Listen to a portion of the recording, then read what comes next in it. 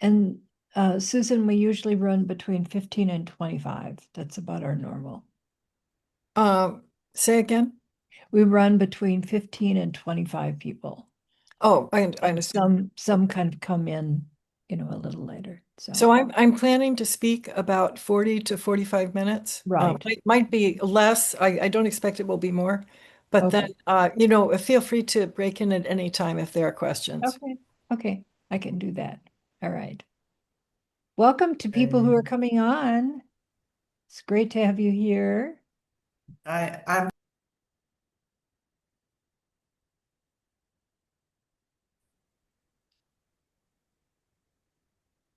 All right.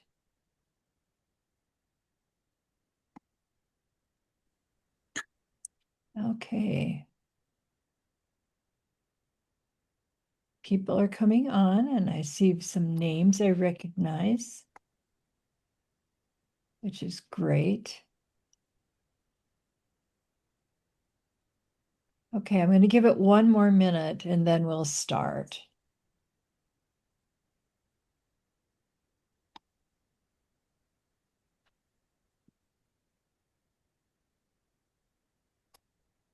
Okay, we're going to go ahead and start the presentation.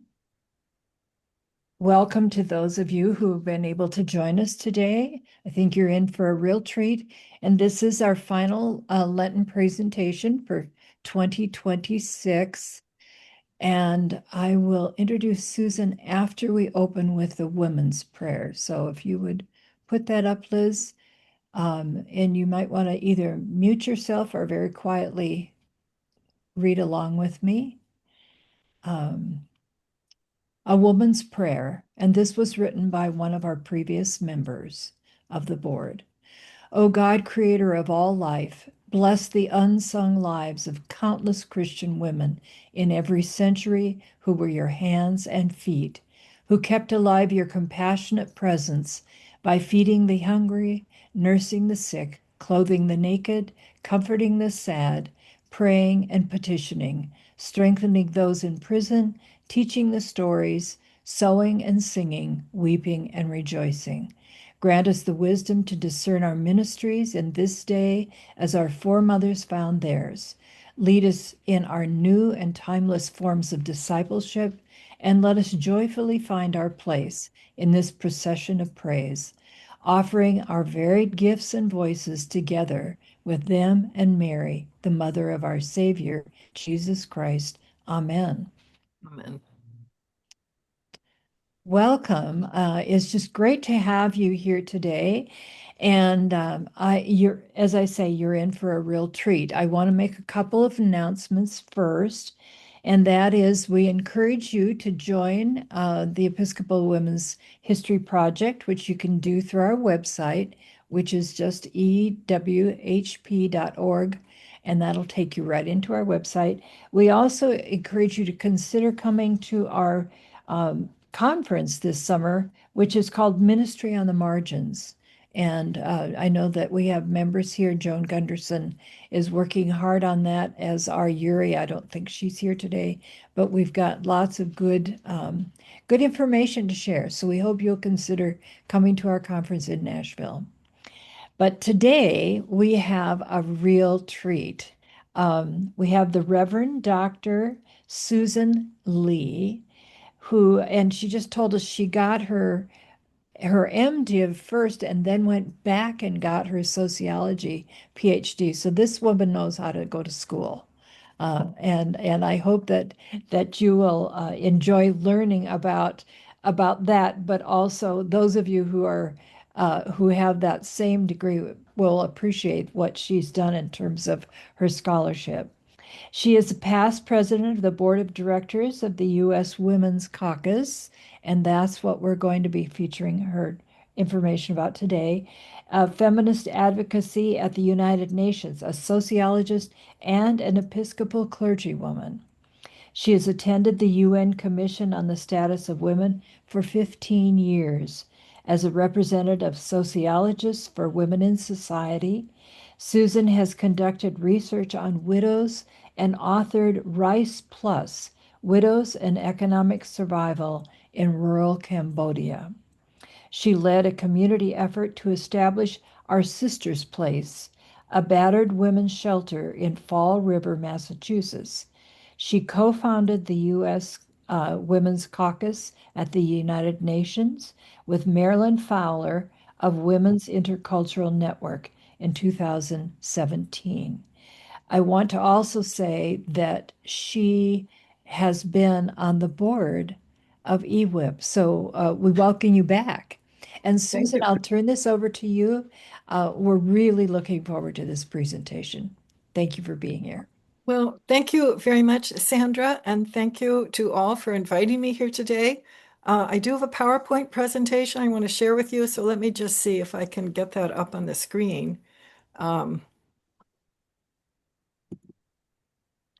There, can you see that? And does that look all right? Yes. Okay, very good, very good. Well, thank you very much for inviting me. I'm a retired sociologist and retired member of the clergy. I served for many years in Fall River, Massachusetts at St. Luke's Episcopal Church, where I worked with Cambodian refugees, and then later got a PhD in sociology, went to Cambodia to study Cambodian women there in rural areas. So very interesting early part of my ministry. And as Sandra mentioned, I was also part of the Episcopal Women's History Project. At that time, I did a study of the Diocese of Rhode Island and women in the Diocese of Rhode Island. It was in observance of the 10-year anniversary of the ordination of women back in the 1980s. And so that brought me to the attention of Jo Gillespie, who was in Rhode Island, and then she brought me on the board of the Episcopal Women's History Project. So very interesting time in my life, and exciting time, and I was very pleased to learn about what the EWIP does, and your great project of trying to document the history of women in the Episcopal Church. And Joan, I think I saw your name on there. I think you were on the board at the same time I was. So hello, Yes. hello again. That was a long time ago, Joan. Good for you for hanging in Yes. there. Good for you. Good for you. Um, in my retirement, well, it started a little bit before I retired, but in my retirement, I've been very active with the U.S. Women's Caucus. So that's what I want to talk to you about today. Our mission is to advance women's human rights at the United Nations and to monitor what the U.S. does. So let me see if I can advance my slides here. So this is what I'd like to talk about today. First of all, I'll tell you what is the U.S. Women's Caucus, what we do, and then talk about the environment that we work in, the UN environment, especially the Commission on the Status of Women. And I'd like to talk about two of the very important documents that the Commission on the Status of Women, or the CSW, issued. One is called CEDAW, and the other is called the Beijing Platform for Action. So I'll talk about both of those. And then if we have time, if haven't talked too much, then I want to tell you about what happened at this most recent session of the Commission on the Status of Women that ended only last week. And some very dramatic things happened, especially with the United States. So we'll see if we have time to get to that. Okay, so let me jump in. What is the U.S. Women's Caucus? We are an alliance of U.S. feminists who attend United Nations meetings on women. So we came together back in 2017. Before we formed, there was very little way for U.S. women who were attending the annual UN meeting to talk to one another, to share views about what was going on with the U.S. government, to try to advocate with the U.S. government. We felt that by coming together in an alliance, we could communicate and share information among one another, and also be more effective in doing advocacy work. So those were some of the original motives for forming the U.S. Women's Caucus. We have both individual members, women who are interested, of course, men as well, but I think most of our members are women who are interested in the women's meetings at the UN and especially what the US is doing there. And we also have organizational members. So here on the screen, I have some of the logos of our organizational members. SWS, or my group, is called Sociologists for Women in Society. That was one of the founding organizations. Women's Intercultural Network, they are especially active out in California, and they were the other big founding organization. And then we have others who were with us from the beginning. Zonta International, some of you may be familiar with Zonta. They're more common in some parts of the country than others, but it's a professional women's or service organization. Women Graduates USA is another big one you may have heard of, etc. So we have about 27 organizations who are part of the U.S. Women's Caucus. And we also have official status at the UN. So we're a non-governmental organization, or NGO, in consultative status with ECOSOC, or Hello, the Economic and Social Council. Hello, can you hear me? I heard someone's calling out. I'm in the middle of a Zoom meeting and we're not interested. Goodbye. Okay. All right. Okay, I'm going to go on. So, U.S. Women's Caucus, we're in consultative status with ECOSOC, or the Economic and Social Council, one of the big units of the United Nations. And so all of the social, environmental, economic work goes on under ECOSOC. And so we just last year were able to get official status with the UN. And then that allows us to go to official meetings. Many of us went already, but with one of our component NGOs. But now we can go as members of the U.S. Women's Caucus. And it gives us a little more status at the UN as well. Okay, so let me go on to that's what is the U.S. Women's Caucus. What do we do? So we have three main activities.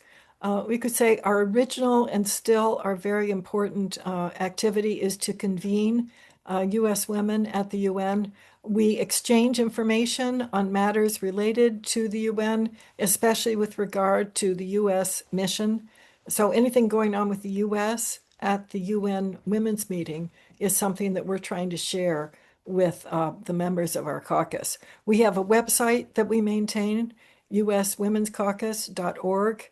And we have all of our documents, statements, as well as informational matters about the UN, trying to educate women about the UN and about about women's things at the UN, we put on our website. We also present events at the annual session of the UN Commission on the Status of Women. We usually have one in-person event and one virtual event. So we've just had those events over the last 3 weeks, and presented panel discussions focusing on women in the U.S. and trying to look at women in the U.S. through a UN perspective. We also maintain an email list of U.S. women interested in the UN. So if you'd like to be on our email list, go to our website to the Join Us button, and you can get on our email list. We also invite women to become members. We have an annual membership dues if you want to be a member, and then that gets you, a vote at the annual meeting and the possibility of running for our board of directors. So those are all ways we bring U.S. women together at the UN. Then our second activity is research. This wasn't kind of our original aim, but once we got into it, we realized there was a lot of need to look into what was going on with U.S. women with regard to whatever the UN CSW was thinking about that year. So every year, the CSW establishes a different theme on women, some aspect of women's lives. And so we wanted to do research on, okay, with that theme, what's going on with US women. And so we do that research, and we produce short briefs on aspects of the theme. So we keep our briefs to 2 pages because we know people are busy. We want to be concise as possible, but we'll have a series of 2-page briefs on various matters concerning US women. And all of those are found on our website. So, for instance, in 2025, it was the 30th anniversary of the very important World Conference on Women that took place in Beijing, China in 1995. And so we produced these 2-page briefs on how women's lives, US women's lives, had improved over those 30 years. We called them shadow reports because they're supposed to reflect the official government report. This year, the CSW that we've just concluded, CSW 70, the theme was justice for women. And so we wrote a series of reports on various aspects of justice for women in the United States. So our reports covered sex trafficking, violence against women online, women in detention in the US, immigration. We had a number of different things that we felt were relevant for justice for women and girls in the US. So that's our second purpose. We convene, we do research, and then finally we advocate for gender equality at home and abroad. And most of our advocacy work is focused on the US government, although we do some advocacy directly with the UN. But we are especially interested in communicating with the US mission to the United Nations. We also send our statements and briefs to the White House, the State Department, and people in the US Congress we feel would be friendly to women's rights and also interested in what's going on with women at the UN. So these are the people we try to communicate with and try to influence their behavior. And what we're usually trying to do is promote topics and language for the documents that the Commission on the Status of Women produces. So every time there's a session of their annual session, there's another document produced by CSW. It's negotiated among the member states. And so we are trying to influence the US to put something into that document or to influence what the US says. So some of the typical topics that we want to influence the language of have to do with sexual and reproductive rights, women's leadership, violence against women and girls, and women's economic equality. And we make statements on a wide variety of things, but those are kind of some of the main things that we're trying to influence what the UN is saying about these matters. And then finally, we take positions on matters that we feel are important to US women. So for instance, we're very much in support of the Equal Rights Amendment and installing it in the Constitution. And we're part of the Equal Rights Coalition that's trying to do that. We also are very keen to have the US maintain its membership in the United Nations and to pay the dues that the US owes to the UN. So those are kind of that's a broad overview of the things that we do. Here's a picture of this is we could say a typical scene at the CSW. This is the General Assembly Hall. You've no doubt seen photos of this on television. This is where the heads of state come to make statements every fall when the General Assembly opens its session. Very dramatic room, and also a very important symbolic room. This is the where the world's parliament meets.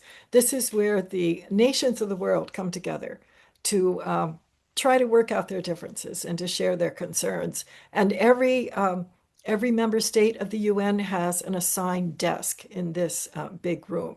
Now, on this occasion that I was there, these are not the member state representatives, but the NGO representatives like myself. So I took this picture myself, and we were invited to come to have a town hall with the Secretary General, Antonio Guterres, who very graciously agreed to meet with us. And he's very committed to women's rights.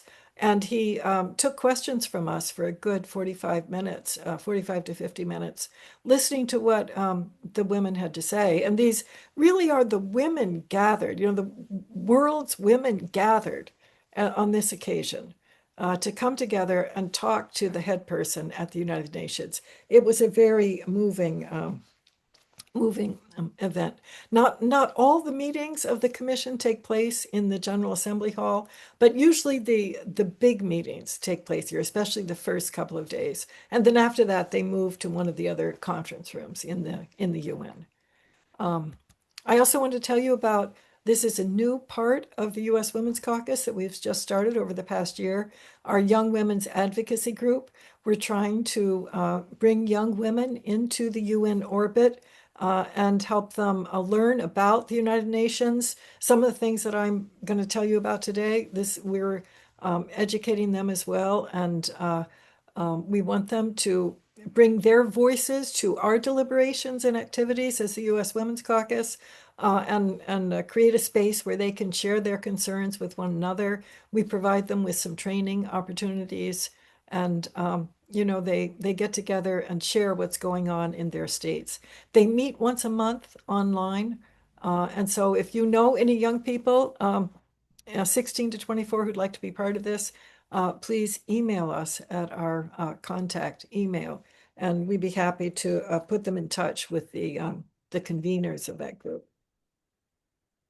Okay, so that's kind of what the U.S. Women's Caucus is and what we do. Let me talk to you now about what the UN Commission on the Status of Women is, because this is a very, very important body for the world's women. And, our organization only makes sense when you can see us in the midst of this commission that is trying to advance women's human rights.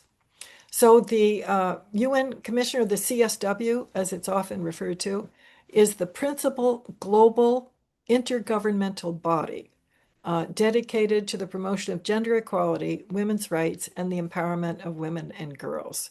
So it's global. The whole world is its focus, and it's intergovernmental. Like the UN itself, it's an intergovernmental body. So the members are states, they're countries. There are 45 countries that are on the CSW at any one time.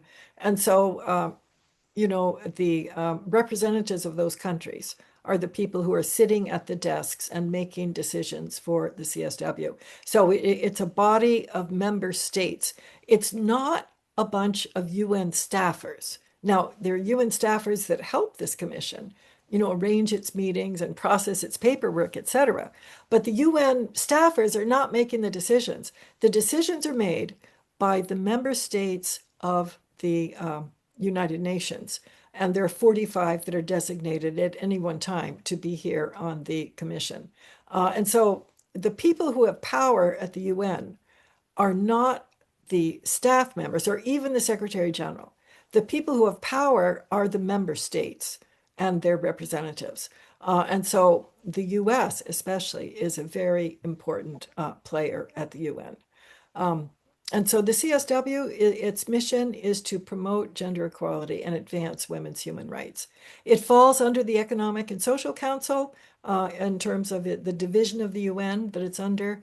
It tries to document the lives of women and girls globally. So, what's going on with women's education, with violence against women, with women in politics, etc. The CSW is trying to document that. And mostly it shapes global standards on gender equality. So when it issues these documents once a year, it's setting out standards for how governments should behave towards women and girls and trying to advance gender equality around the world. And so that's why their documents are so important, because these are setting standards that countries are supposed to try to live up to. So the CSW started way back at the beginning of the United Nations. This picture here, this old black and white picture, is the founding meeting of the United Nations. It was way back at the end of World War II. April to June 1945. World War II wasn't quite over yet. It was just, we could say, winding up. But the nations of the world, especially the Allies, the group of nations that were called the Allies, led by the United States, felt that they had to look ahead to the post-war period. How was the world going to be different after the Second World War? They'd been through two massive wars. There were millions and millions of people killed. It wasn't at the time of this conference, but very shortly after, the first atomic weapons were used by the United States, of course. So, I mean, it was a time of great turmoil and trouble, and the nations of the world wanted to say, how can we do things better? Very important conference, the San Francisco Conference that founded the United Nations. So the idea for the United Nations came from the U.S. President, Franklin Roosevelt, was the president during the Great Depression and then into World War II.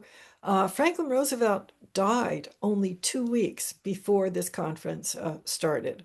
So this was his brainchild, but he was not there at its birth. However, his widow, Eleanor Roosevelt, was. And she was a very significant presence in the early UN. Now let me show you a picture here of one of the early meetings. Now, I told Sandra that please jump in with any questions you have at any time. Put them in the chat. Sandra will be keeping an eye out for that. And also, if you want to unmute yourself, I have a question for you.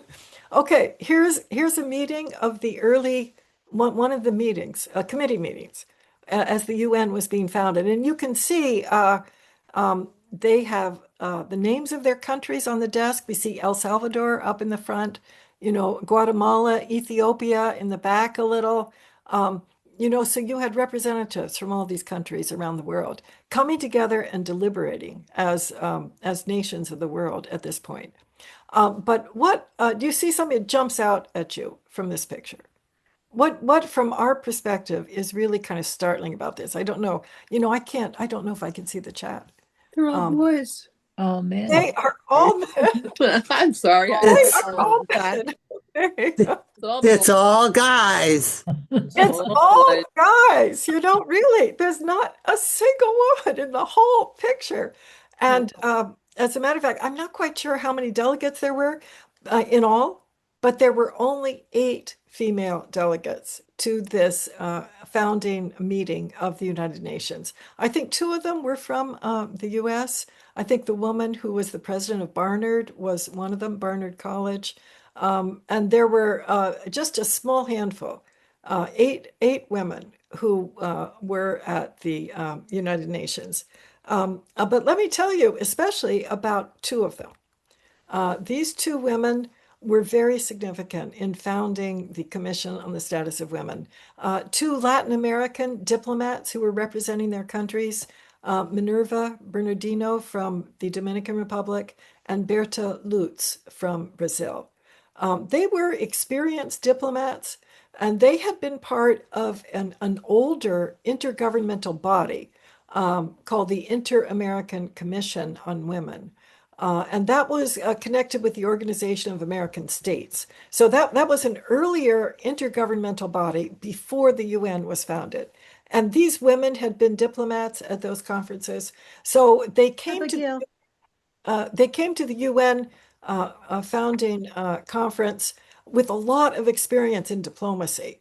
And they both felt that the men of the world were not going to pay attention to women unless there was a dedicated commission focusing on women's lives and women's rights. And so they came to the conference with some goals. They were very organized, they were very focused, and they had 2 goals for this 1945 conference. One was they wanted a standalone commission for women. They wanted a commission dedicated just to women. And their second goal was they wanted language affirming the equality of men and women in the foundational document of the United Nations, which is called the UN Charter. So that's what they were negotiating in that San Francisco conference. And these were the aims of these two female diplomats. And they got the other women to go along with them.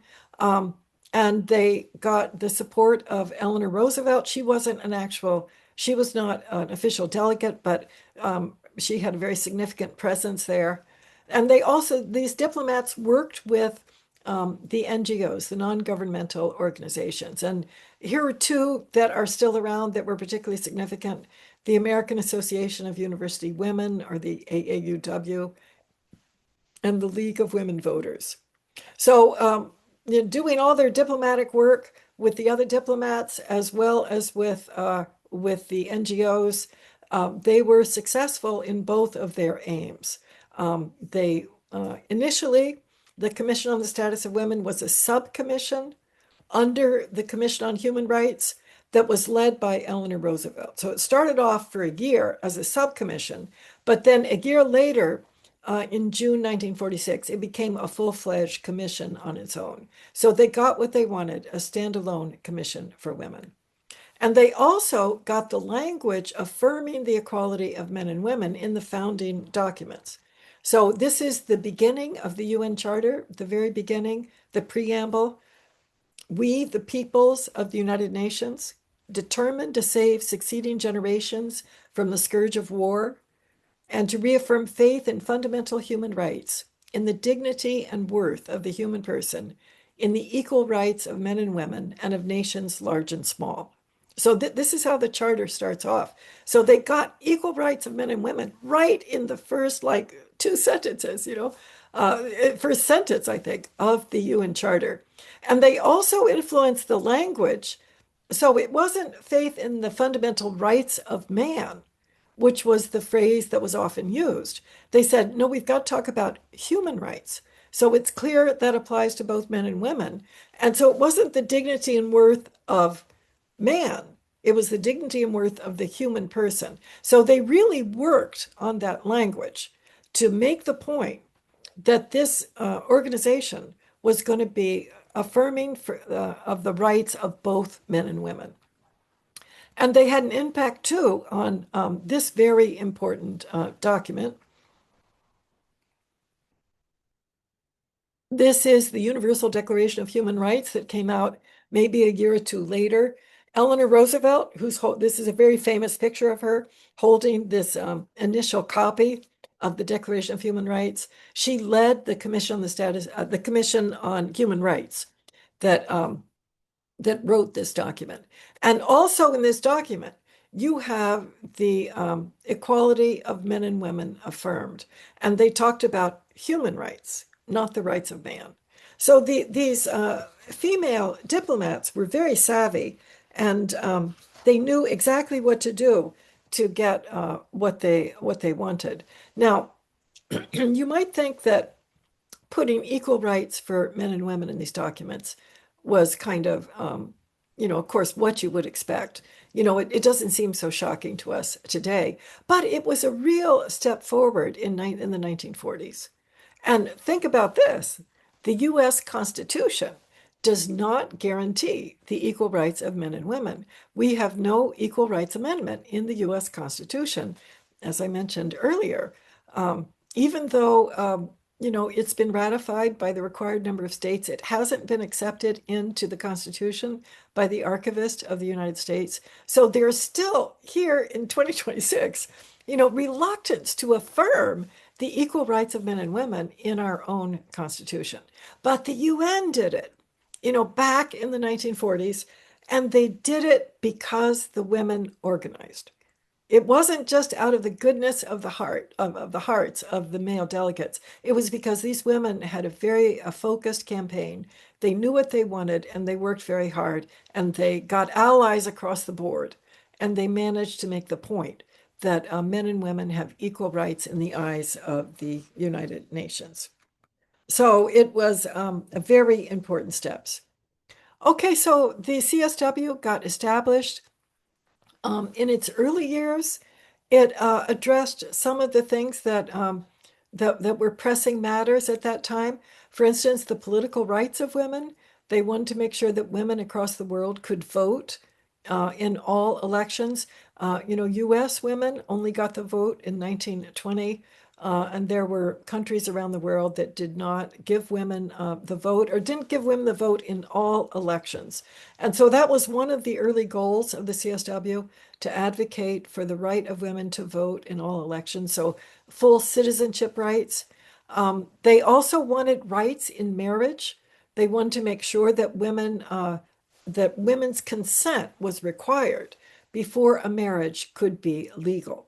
And they also wanted to make sure that women had rights to custody of their children, that in cases of divorce, women would not lose the rights to their children. So those were very foundational rights that the early CSW was aimed to assert. And then educational rights, they wanted girls, all girls, to be enrolled in primary and secondary education. And we could say, certainly educational rights, we're still working on this to get women in every country around the world enrolled in both primary and secondary education and be able to complete their secondary degree. And also to ensure women's consent to marriage and to custody of their children. So, these, we haven't completely completed these tasks here, but these were some of the things the early CSW worked on. By the 1970s, probably some of you remember this as I do.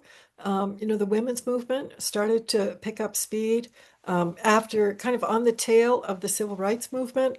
Women started to realize in advocating for civil rights of people of all races that yes, women needed their rights too. And so with the new interest in women's rights, the CSW asked the UN to declare an International Women's Year in 1975, and that would inaugurate the International Decade for Women from 1975 to 1985. And during that period of time, the nations of the world would look at women's rights and try to see how women's human rights, could be advanced. And in the course of that, there would be some women's conferences start every 5 years. So conference in 1975, 1980, and 1985, and that those would kind of mark the progress of the International Decade for Women. So the first conference took place in 1975 in Mexico City. So here's a picture of the plenary meetings with the nation states having their delegates on the floor of the convention center here, and then the observers in the stadium seating around the floor, watching the proceedings of the member states. So at this first women's conference, there were 133 government delegations. So 133 of the nations of the world sent delegations to the first women's conference. 85% of those delegations were led by female diplomats. So that was a really strong showing for women to lead so many of the delegations. At the same time that the official meetings were going on, the member states meeting, there was a parallel conference for non-governmental organizations.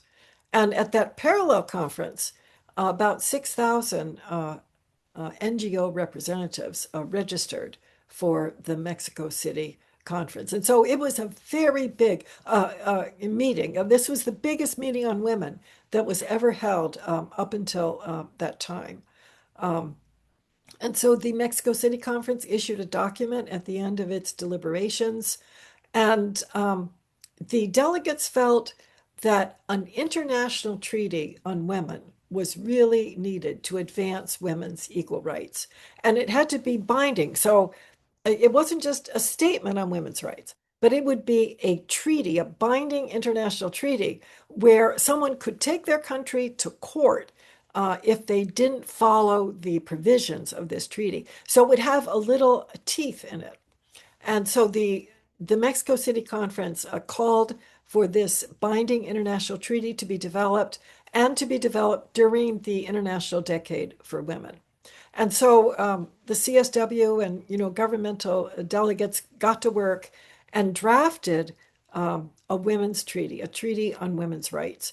The draft was completed by 1979 and adopted by the UN General Assembly, and then it was opened up for countries to sign on to this treaty. So the UN helps develop a treaty, but it doesn't bind nations until the nation has signed on to that treaty. They've joined the treaty. And the treaty is called CEDAW. That's short for the Convention on the Elimination of All Forms of Discrimination Against Women. So like so many UN things, it's got a long wordy title. So it's always called CEDAW for short. The CEDAW Treaty, sometimes called the International Bill of Rights for Women. So let me tell you a little bit about what's in the CEDAW Treaty. There are 30 articles that set out women's human rights. For instance, legal rights, the right to move freely, to own property, to choose their legal residence, and to choose their own name. These were legal rights that women should have in every country. There were political and citizenship rights, the right to vote, to stand for election themselves, to hold public office, to serve as diplomats for their countries, to retain their nationality on marriage. So if a woman married someone of another nationality, she would not lose her own nationality, and she could pass her nationality to her children. This is still an issue in some countries where if women marry someone who's not from their own country, their children cannot become nationals of that country. And that sometimes affects things like access to healthcare, access to education. So it's a very significant matter. The treaty also outlines women's educational rights, the right to access schooling at all levels,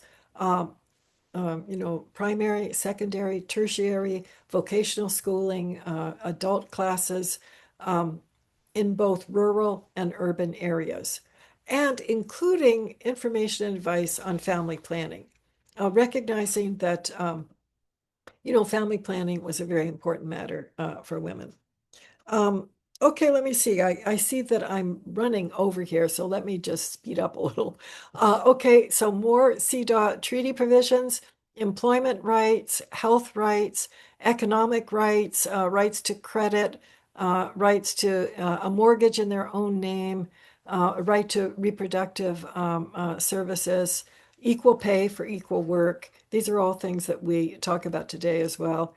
Marriage and family rights, children could not be married. Children had to, someone under the age of majority could not be married. So there were a huge number of rights set out in the CEDAW Treaty. But to make it binding, not only could women take their country to court if they weren't advocating for these things, but there's a monitoring committee that would monitor how countries were advancing towards improving women's rights in every country. So this monitoring committee is called the CEDAW Committee. It's based in Geneva, and it includes 23 gender experts who are elected by the members of the countries that have joined CEDAW for 4-year terms. And then if a country is part of CEDAW, it has to submit a report every 4 years saying this is how we're advancing women's rights in our country. And then CEDAW, they have to come before the CEDAW committee. The CEDAW committee can ask them questions. They issue recommendations to the country, both recommendations for a specific country as well as general recommendations. So they've issued maybe 40 documents of general recommendations about how countries should treat women. So this is a whole process that goes to advance women's rights. So at the Second World Conference in 1980, there was a signing ceremony where countries signed on to the CEDAW Treaty. 64 countries signed on initially. The Carter administration signed on for the U.S. The official that was there representing the U.S. was called a lawyer, Sarah Weddington, who was also the lawyer in the Roe versus Wade case before the Supreme Court. However, the U.S. Senate has never ratified the U.S. joining this treaty. Under the Constitution, 67 votes are needed to so the U.S. has never ratified the CEDAW Treaty. As of today, 189 member states have acceded to the treaty, but 7 countries have not joined. Only seven globally. Sudan, Iran, Somalia, a couple of Pacific islands, the Holy See, and the United States of America. So we're really kind of, an outlier. Here's a picture of Sarah Weddington along with President Carter. And then here's a map of the countries of the world. Most of the countries of the world are part of the CEDAW Treaty. The US is in yellow because we've signed it but not ratified it. And the other countries, you can see these are not our usual allies. Iran, Sudan, Somalia, not the usual countries that we stand shoulder to shoulder with. So you can see how much the US is a standout on women's rights internationally. There was a Third World Conference on Women in 1985 in Nairobi, Kenya, marked the end of the International Decade, and it was really kind of a moment of reckoning for women. They realized that many goals of the decade had not been met, and that some parts of the world, the developed part, benefited much more than others. They recognized there were challenges for different groups of women. Refugees, rural women, indigenous women, elderly women, lesbian women were mentioned for the first time here in an international conference, disabled women. So they realized that there were these intersecting discriminations that some women faced more challenges than others. And there was more awareness of things like violence against women that had not been mentioned in the CEDAW Treaty because people weren't very aware of it at that point. The impact of women's unpaid care work, need for women to control their own fertility. So the Third World Conference on Women built momentum for a more action-oriented roadmap for women going forward. And that was the Beijing Platform for Action. So this was the UN Fourth World Conference on Women, took place in Beijing, 1995. I wonder if any of you attended the Fourth World Conference on Women. Maybe you could put it in the chat if you don't want to unmute yourself. This was a huge, the biggest ever conference on women to date. 189 countries sent delegations. The official delegations had 6,000 members. The NGO Forum, the Parallel Conference, had 30,000. On top of that, there were the media, the UN civil servants, 47,000 people in all. It was huge. It was huge. The US was represented by our First Lady, Hillary Clinton. Okay, just a minute. Let's see if I can advance. Here we go. So she gave a very important speech here in Beijing at the Fourth World Conference. And one of the points she made were that human rights are women's rights and women's rights are human rights. This was a very famous speech. And so occasionally you hear people who have remembered this speech.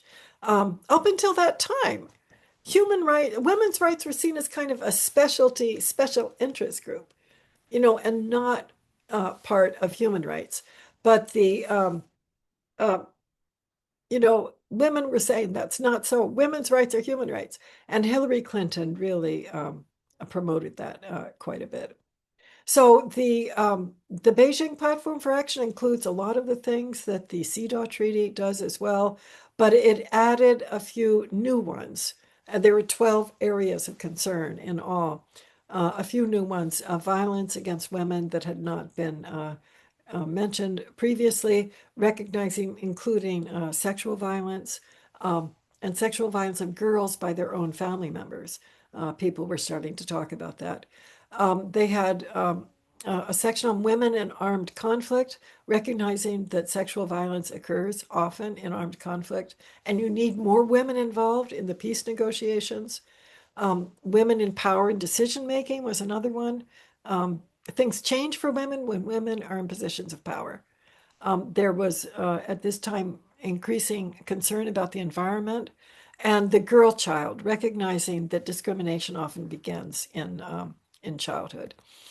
Now, here's a document that the U.S. Women's Caucus did last year for that 30th anniversary of the Beijing Conference. We have this, all of our documents on our website, but we listed the 12 areas of concern of the Beijing platform and how the U.S. was doing.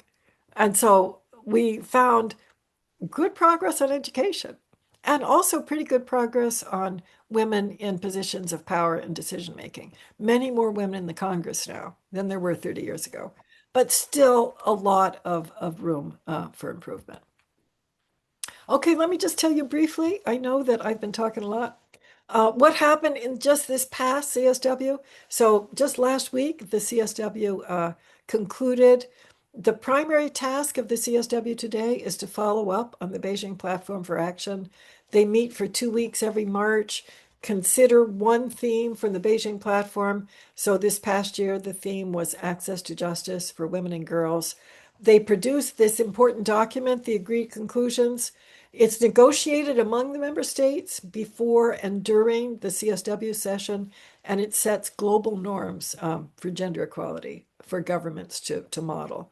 And then NGOs, as I said, we try to influence the language of this document. So what happened this year that was so unusual was that the US forced a vote on the agreed conclusions. Usually this document is adopted by consensus. There are always disagreements behind the scenes, but they try to work them out behind the scenes. They try to engage in negotiations, compromises back and forth. So they come up with a document everyone can agree on. Then they approve it by consensus as a way to show we're united behind women's rights. But the US did not go along with that, and they insisted that there be a vote. And then the US voted no. It was the only country that voted no on the agreed conclusions. There were some that abstained, but 37 countries voted yes. The US said they were objecting to some of the language in the document on sexual and reproductive health. Multiple and intersecting forms of discrimination were two phrases that the US mentioned. Now, these phrases are well established in these UN documents. So it was like they were trying to throw into question things that the world had long ago accepted as important for women's rights. And so I raise this because this is an example of the global pushback on women's rights that's taking place around the world, as well as in our own country. And at the UN, it was led by women.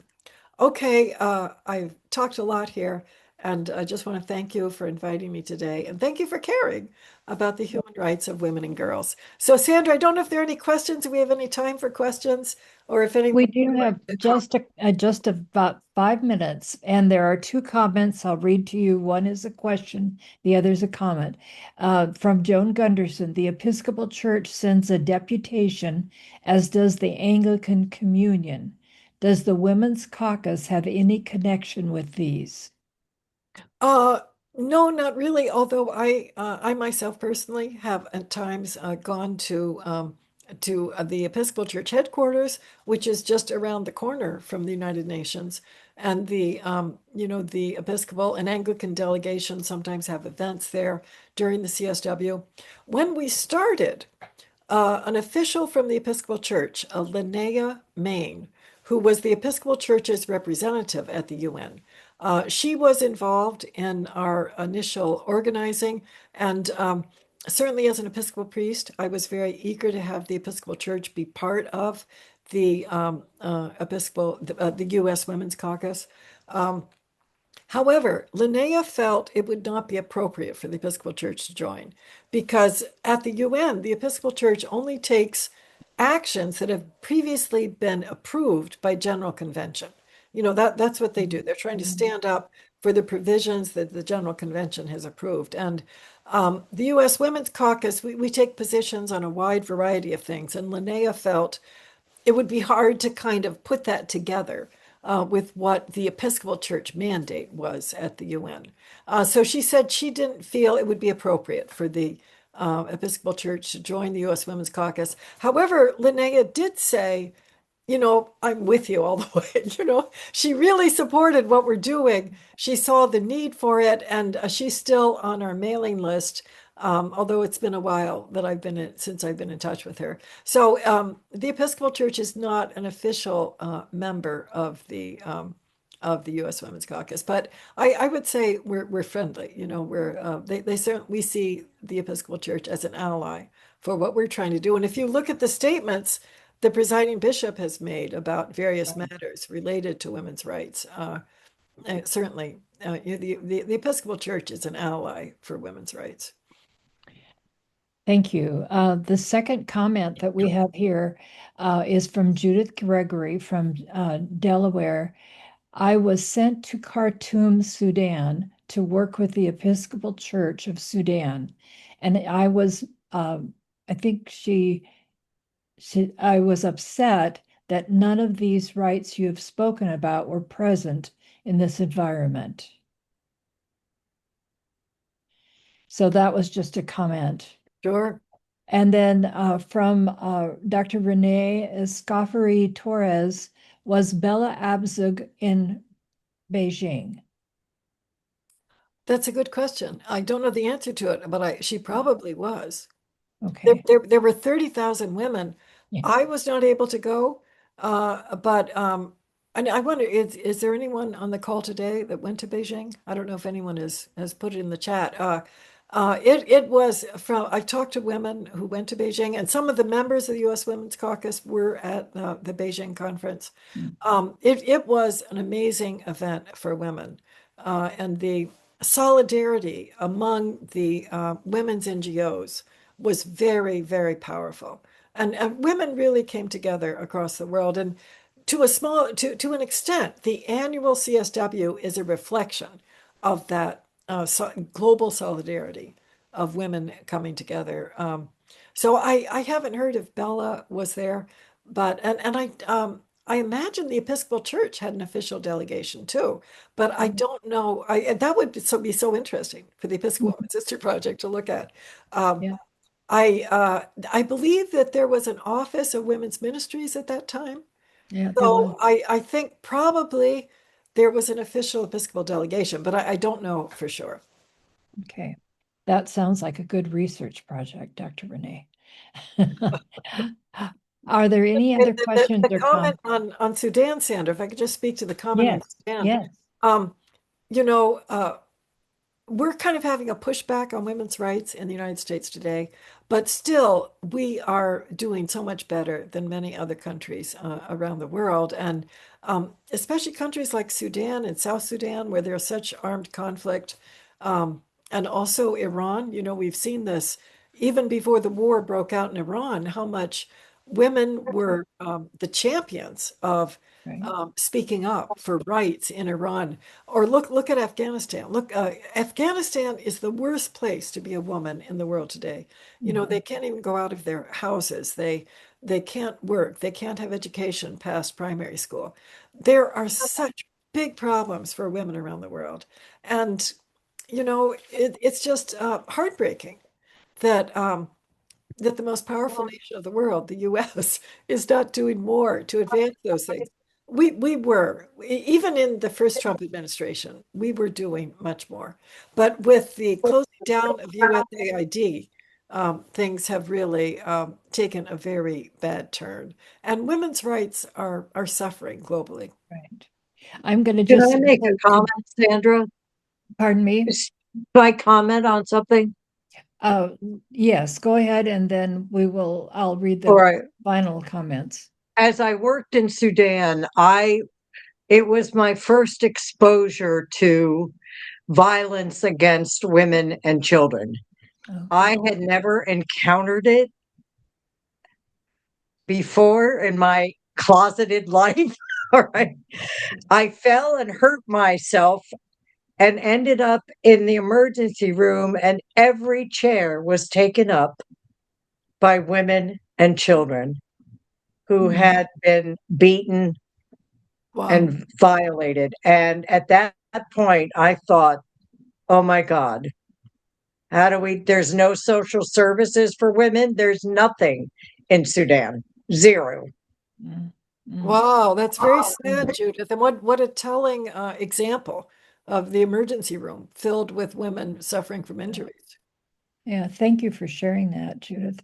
I'm going to read a couple of comments. Betty Lane said that she thinks that Ann Smith was there as the Episcopal rep the uh, at the Beijing conference, and then Sarah Jameson. Bella Abzug was a prominent leader in the 1995 UN Fourth World Conference on Women's Rights in Beijing, representing the Women's Environment and Development Organization. Uh, She delivered a major plenary address on September 12, 1995, advocating for women's rights as human rights and pushing for action-oriented, gender-sensitive policies. So thank you for doing that research, Sarah. Betty Lane said she still attends CSW every year when she can. And Dr. Renee, thank you for this informative presentation. And Marianne Hobby have to leave, but thank you so very much. And Dr. Renee gave us all kinds of hearts here. So just thank you so much. This has just been so informative. And as I shared with you, having had the privilege of attending the New York conference on one occasion, it really was helpful to me to just start to realize all the wonderful history that is behind how that came about. So thank you. Um, would you like to close us with a prayer since you have the clergy hat as well? sure, I'd be happy to. Thank you. The Lord be with you. And also with you. Let us pray. Dear God, we thank you for the women across the ages who have fought for women's rights, who have fought for women's well-being. We thank you for those courageous women who first established women's rights in the UN Charter, and for the women at subsequent meetings who have not forgotten the women, the unheard women, the women injured in family violence, the women suffering health issues, the women in situations of war, the many women in need around the world. We thank you for the women who have remembered, the women and the men who have remembered those people in need. And we thank you for women of goodwill everywhere who turn their minds to thinking what they can do for their fellow human people on this planet, and especially for those who are on the margins. We thank you for drawing our hearts to you this Lent and for the work of the Episcopal Women's History Project. In Jesus' name we pray. Amen. Thank you so much, Susan. And thank you for those who have been able to attend and those who will watch this later one from our website. So good afternoon. Thank you, Sandra. Thank you very much for inviting me to come. And I'm very pleased to have had the opportunity to talk to you all today. Thank you. We are too. We are too.